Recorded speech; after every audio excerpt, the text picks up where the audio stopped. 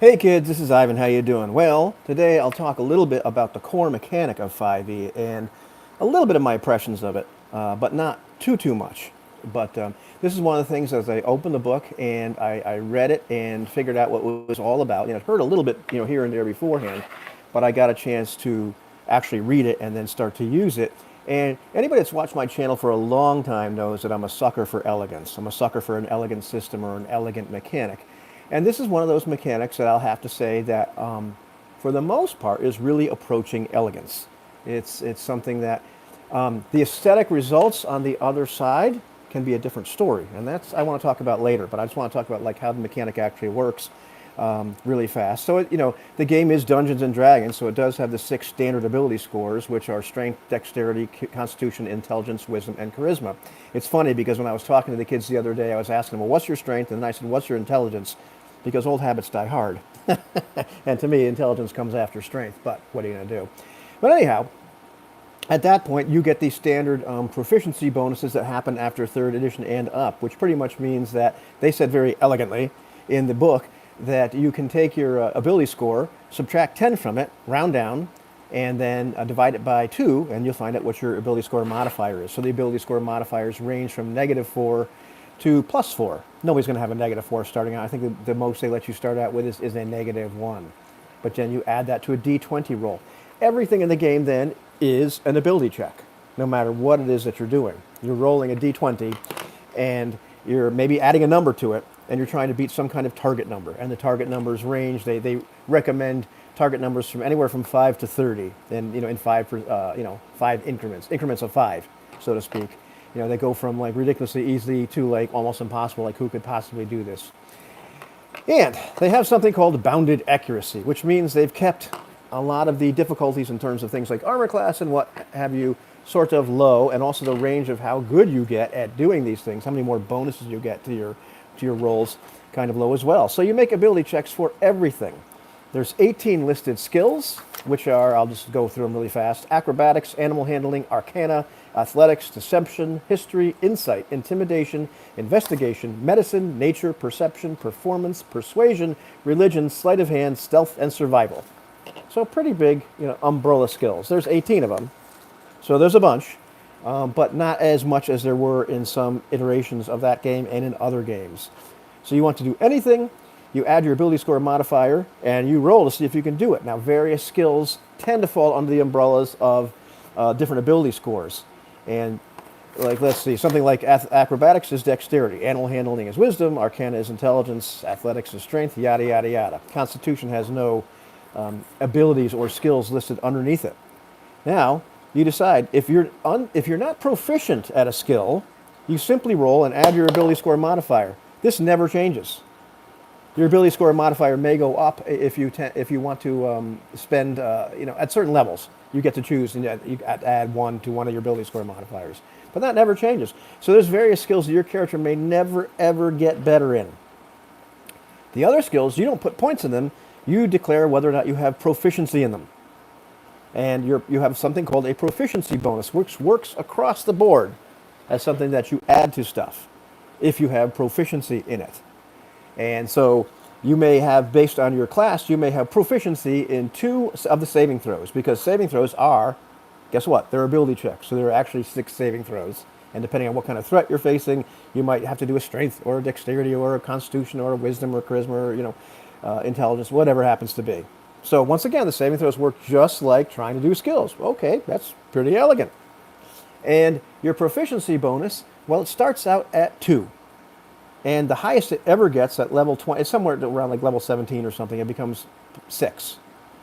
So you never really get that much better over time. And you don't, what the game does is take away this little fiddly part of saying, well, I want to put 2 points in history and a point in nature and whatever, which can be fun. But this takes away all of that and just makes it very simple. Okay, I've decided I'm proficient in this. And depending on what your class is, you may get to choose 2, 3, maybe 4. But most people get to choose 2 skills that they are proficient in. And generally they're from a list of skills that class is supposed to be maybe good at. And you get to choose a couple. The only person that gets to have 4 is the rogue. And they actually get to choose 2 of their skills to have double proficiency in. So right out of the gate, they have a +4 instead of a +2. So it gives you that rogue skill monkey thing. I'm thinking, okay, well, that's alrighty. And then later on, I forget which level it is, the rogue gets to choose 2 more of his skills to have double proficiency in. Well, doesn't he have 4? Well, no. There's a possibility, depending on your race, that you may get a skill proficiency for free from that, like elves have perception. You know, very flavorful, very iconic, rather. Where do your other skills come from? Well, it's weird where they stick it. They stick it in the background section of character creation. It's just way, way, way in the back of character creation after a whole bunch of other stuff. They never really mention, as far as I remember in the book, that this is coming. Not that the background isn't coming, but then when you choose a background, what this background gives you is 2 extra skills. 2 extra skills come with this background. And so you kind of choose, and also what you get is, I think, proficiency in a toolkit or something like that, which is something that you can use when you use it with a skill or with an ability. Like, say you use thieves' tools and you're proficient in them, in dexterity, you get to add your proficiency modifier, which in the beginning is +2. Pretty simple. Easy to understand for a new person, definitely. And you get to choose these. You get to choose a background where you get the 2 extra skills. That's what your extra skills come from. So very much, I found, for me making a character, and for kind of helping my kids in the library make characters, that very often what I was doing was kind of saying, hey, why don't you take this background, or here's a background that could take, because these 2 skills would be really, really handy to have. So you're kind of choosing skills more than you're choosing the background. I think it also adds you some additional stuff. But mechanically, the big thing is that toolkit and the skills that you're getting, because proficiency, these are the things that you're proficient in. These are the things your proficiency modifier will matter to, or be added from. So, at the end of the day, your skills, what skills you're proficient in, pretty important, because those increase over time, and those are the things that you're better at. And you get to add your proficiency modifier to. And as you gain levels, your proficiency modifier gets bigger. If you're a rogue, my goodness, your doubling gets even bigger. But at the end of the day, I think the most they'll ever let you raise an ability score to is 20, so that's a +5. The biggest your proficiency bonus could ever possibly get is a +12 if you're a rogue. So I think the most you can add to something is like a +17. Generally, it's a much more manageable. It looks like you'll tap out at something like maybe like a +9 for something. So not the big range that we've seen in some other editions, but it's a range. But it's fairly easy to understand, fairly elegant. What does it spit out on the other side? We'll talk about that later. But finally, what about things like attacks? Well, guess what they are? They're ability checks. And if you're attacking with a weapon that you're not proficient in, guess what? You don't get to add your proficiency modifier, so you're rolling a standard old D20. They keep the armor classes of everything kind of low, so you hit very often, and so that doesn't matter too much that you're only rolling a D20. You're going to hit a good percentage of time, depending on I'm old school. I'm used to missing. But anyhow, in weapons that you are proficient in, well, then you get to add, guess what? Your proficiency bonus. If you happen to have a skill or an ability score that gives you a plus, like if you're a fighter and you have strength, maybe it gives you a +3 for strength, like this character I'm looking at right here. Well, he gets to add that too. So when he's using a melee weapon that he's proficient in, he's adding +5 to hit. You don't add your proficiency modifier to the damage, but you do add your strength or your dexterity modifier to the damage. Okay, a little confusing right there. Makes sense. Pretty elegant. So this fellow right here on a proficient weapon is a +5, +3. +3 to damage. We said that in the old days. +3, +6. Ranged weapons, he's a +3, +1 because he has a dexterity that only allows him, only gives him a +1. So once again, his proficiency modifier kicks in of +2. And non-proficient weapons, well, let's see. He's still a +3, I think, for strength. Yep, +3. So, not so bad for this fellow right here. And last but not least, I think it's last, spellcasting. Because once again, you're doing an ability check. When you're casting spells at somebody, very often you're using an attack roll, which is something that is a little bit different than like the old editions I'm using. And guess what you're using? Well, you're using your ability score modifier, but you're also using your proficiency bonus. And so this fellow right here, well, he's not terribly wise for a cleric. He's only got a +1 for his wisdom, but he gets to add his proficiency modifier, so his spell attack modifier, pretty much what it is a bonus to his hit roll. It was +3. Well, he rolled 6, he got a 9. he didn't hit the guy. Sorry, Charlie, you should have put more points into wisdom, but it's his first cleric. We'll give him a pass on this. And then the save against your spells, because some spells you cast, and it's not so much you trying to hit them, it's them trying to save. Well, it is 8 plus, I believe it is your proficiency modifier plus your bonus for your skill. So once again, he didn't put very much into wisdom. So his spell save DC is only 11. They're gonna save very often, 50% of the time against his spells, because he's at his proficiency modifier of 2. Proficiency modifier of 2. It's wisdom of 1 and modifier of 1, and plus that base of 8. So once you understand how that works, fairly elegant. If this fellow survives up to 20th level, then all of a sudden, well, his DC against his spells is now going to be, I think, 16, because his proficiency bonus is going to go all the way. Oh, I'm sorry, 15, because it's going to go all the way from 2 to 6.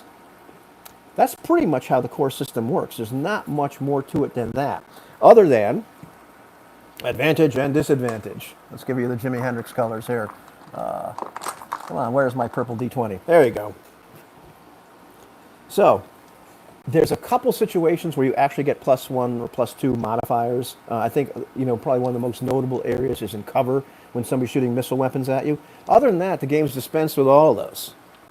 And use advantage and disadvantage. I'm sure you've heard of this, but the idea is if you had advantage, roll 2 D20s and take the highest result, which in this case was a 9, because the other one was a 5. If you have disadvantage, well, then you roll 2 D20s and you take the lowest result, which in this case was a 5.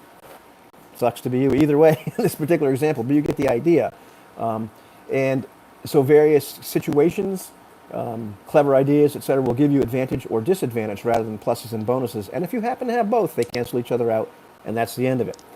And you also can have something called inspiration, which is one of those ideas that kind of, well, it's a little less than elegant just because of the way it works, but pretty much the idea is that you have advantage, that you're holding. You're holding an extra D20, which you could use at any time, and you get it for role playing or for doing something particularly cool or epic or playing your character's flaw or something genre appropriate.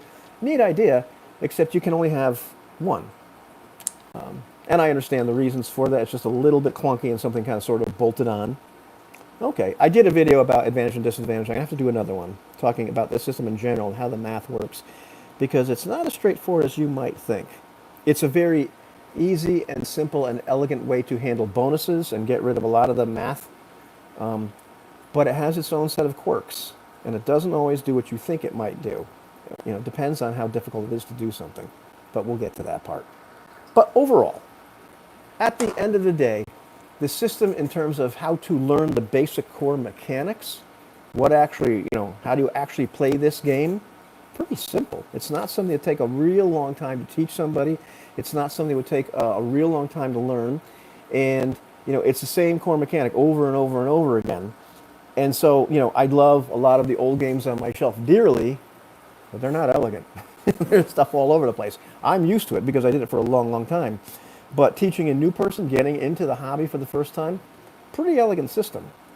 Now, later on, I'll talk about the aesthetics that come out the other side, because sometimes they're really cool from my perspective. This is bias and preference. Sometimes they're not. Sometimes it does some things that I wish it didn't do. But we'll talk about that another time. But that's how the whole thing works, and that's how proficiency works, except with armor, which is something I'll talk about in another video, because that drives me out of my mind. But we'll talk about that later. Take it easy, kids. And yes,